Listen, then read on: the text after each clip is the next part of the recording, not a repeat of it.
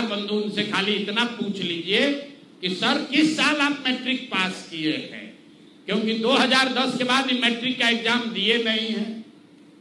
Degree लगाए हैं अपने हलफनामा में फर्जी, वो कई बार चर्चा हो गई कि उनका जो डिग्री है वो फर्जी है, डॉक्टरेट कहाँ यूनिवर्सिटी ऑफ कैलिफोर्निया से किए हैं, वो सब बात छोड़ दीजिए।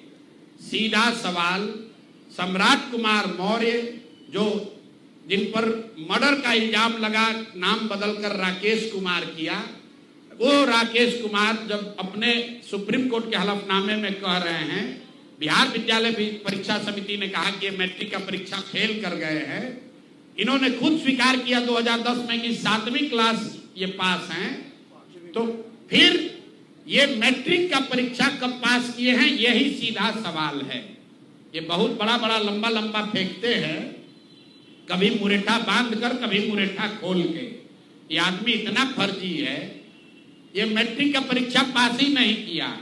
तो बिहार की जनता को ये जानकारी होनी चाहिए कि ये मैट्रिक भी पास नहीं किया है आदमी, और दावा कर रहा है कि हम डिलीट का डॉक्टरेट ऑफ लिटरेचर किए हैं यूनिवर्सिटी ऑफ कैलिफोर्निया से। आप बताइए कि बिहार में कोई अगर क्लर्क, कोई सिपाही, कोई अफसर अगर गलत डिग्री के साथ पकड़ लिया जाए, नौकरी तो जाएगी ही जाएगी, जेल भी जाएगा। ये आदमी डिप्टी सीएम है, फर्जीवाड़ा किया है, मर्डर के केस में जेल गया है, 7वीं पास होने का सर्टिफिकेट लिखा है अपने एफिडेविट में, और आज तक इलेक्शन कमीशन भी नहीं पूछ रहा है कि मेरे भाई तुम डिलीट कर लिए, मैट्रिक कब पास किए? क्या बिना मैट्रिक पास किए डिलीट कर लिए? तो ये इनसे सवाल है, आप लोग नहीं पूछिएगा तो इस बार जब हलफनामा लड़ने आएंगे चुनाव, तो इनका जो भी विरोधी होगा इनसे पूछेगा कि भैया मैट्रिक कब पास किया, उसका सर्टिफिकेट लगाओ।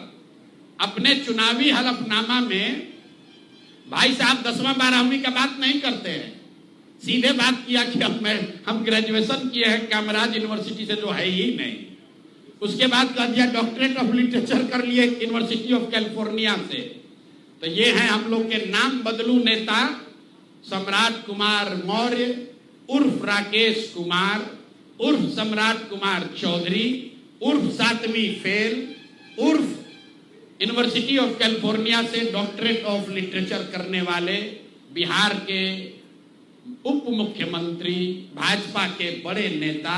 इनका देखिए चाल चरित्र और चेहरा, मर्डर के इल्जाम में जेल काट कर आया है।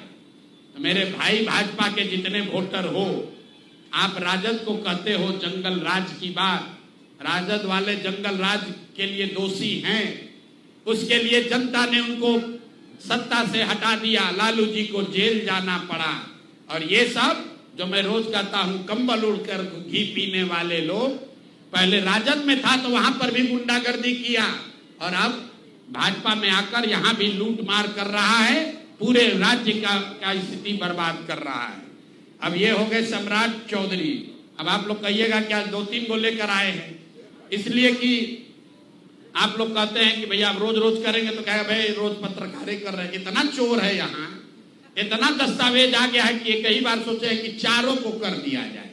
जो 4 यहाँ के शीर्षस्थ नेता हैं एनडीए के, दिलीप जायसवाल, मंगल पांडे, सम्राट चौधरी, अब आ जाइए यहाँ के भ्रष्टतम नेता सर्वदलीय अशोक चौधरी, माननीय मुख्यमंत्री नीतीश कुमार के दाहिने हाथ। इनका हालत देखिए, ये तो आदमी पूरे बिहार में रिकॉर्ड बना दिया भ्रष्टाचार का। हम लोग अभी तक सुनते आए हैं कि लालू जी बेनामी प्रॉपर्टी खरीदते थे, अब इनका देखिए बेनामी प्रॉपर्टी का हालत। ये दस्तावेज इतना है कि जैसा मुन्ना जी बता रहे हैं कि समेटते समेटते हम लोग थक गए कि भाई कितना भेजोगे। हमने अब कह दिया भाई अब और जमीन का कागज मत भेजो। भाई साहब के एक पीए हैं, पीए थे दत्त साहब, योगेंद्र दत्त, नाम याद रखिए।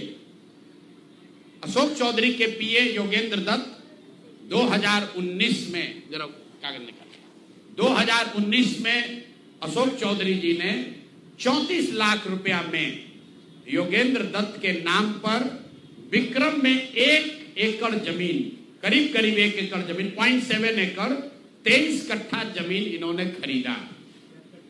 76 डिसमिल जमीन है जो 23 सवा 23 कट्ठा होता है, करीब करीब 0.7 एकड़। विक्रम में 34 लाख में जमीन खरीदा गया योगेंद्र दत्त के नाम पर, जो उस समय अशोक चौधरी के पीए थे। अब सुनिए इसमें कहानी। 2 बरस के बाद दत्त साहब ने वो जमीन ट्रांसफर रजिस्ट्री कर दिया अशोक चौधरी के बेटी और अभी के सांसद शांभवी चौधरी के नाम पर 34 लाख रुपया में। इसका डीड है, ये डीड आपको जारी करेंगे, आप देख लीजिएगा। अब इसमें नई बात, अच्छी बात क्या है, नई बात क्या है? 34 लाख रुपया में जो दत्त साहब ने जमीन खरीदी थी और यहां रजिस्ट्रार ऑफिस में लिखा गया 34 लाख रुपए में दत्त बेच रहे हैं जमीन शांभवी चौधरी को, और एक दत्त साहब को पैसा कितना गया बैंक से? 10 लाख रुपया। वो बैंक का अकाउंट डिटेल है, जरा दीजिए, तारीख आपको बता देते कि 2 साल के बाद जो जमीन अशोक चौधरी ने अपने पीए के नाम पर खरीदी थी, वही जमीन वापस 2 बरस के बाद अपने बेटी के नाम पर लिखवा लिया, और 34 लाख के रुपए के जमीन के एवज में अशोक चौधरी ने दत्त साहब को 10 लाख रुपया बैंक से भेजा। यहां तक भी बात ठीक है भाई, ये कह सकते हैं कि हम बाद में पैसा दिए होंगे। इसी बीच इनकी बेटी चुनाव लड़ने चली गई, तो इनकम टैक्स ने इनको नोटिस किया कि भाई आपकी जो प्रॉपर्टी है वो 34 लाख की है और बैंक में आप सिर्फ 10 लाख रुपया दिखा रहे हैं, बाकी का पैसा कहां? तो 10 लाख जमीन इनकी रजिस्ट्री हुई है। उसके एक दिन बाद, तारीख नोट कर लीजिए, 20 फरवरी 2021 को 10 लाख रुपया इन्होंने अपने पीए के अकाउंट में डाला है। अकाउंट यहां पर डिटेल आपको दे देंगे, और 34 लाख रुपए का जमीन वापस इनसे ले लिया। जब इनकम टैक्स ने नोटिस रेज किया कि जमीन है 34 लाख का और अकाउंट में सिर्फ 10 लाख रुपया ही दिख रहा है, तो 4 बरस के बाद 27 अप्रैल 2025 को जमीन लिखवाया है 2021 में। इनका क्रेडिबिलिटी देखिए, जमीन रजिस्ट्रार ने लिख दिया, आप हम जाते हैं उनको खड़ा करके पूछता है भैया कहां है रुपया, कहां दिए? ये 19 में इन्होंने बेनामी जमीन खरीदी पीए के नाम पर, 21 में उस जमीन को वापस अपने बेटी के नाम पर लिखवाया। 10 लाख रुपया का ट्रांजैक्शन हुआ।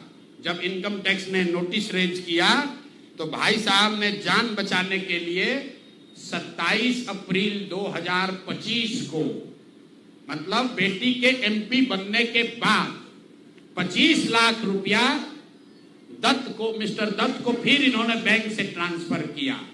तो मैं आपके जरिए अशोक चौधरी जी, जो अपने आप को महादेव का भक्त बताते हैं, हमको तो लक्ष्मी के ही भक्त ज्यादा दिखते हैं, महादेव के भक्त नहीं हैं, ये लक्ष्मी के भक्त हैं।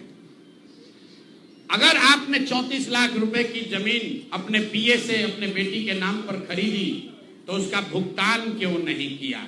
10 लाख ही क्यों भुगतान किया? और अगर आप कहते हैं कि 10 लाख ही भुगतान तय हुआ था, तो फिर बाद में 25 लाख रुपया 3 बरस के बाद इनकम टैक्स के नोटिस आने के बाद क्यों किया?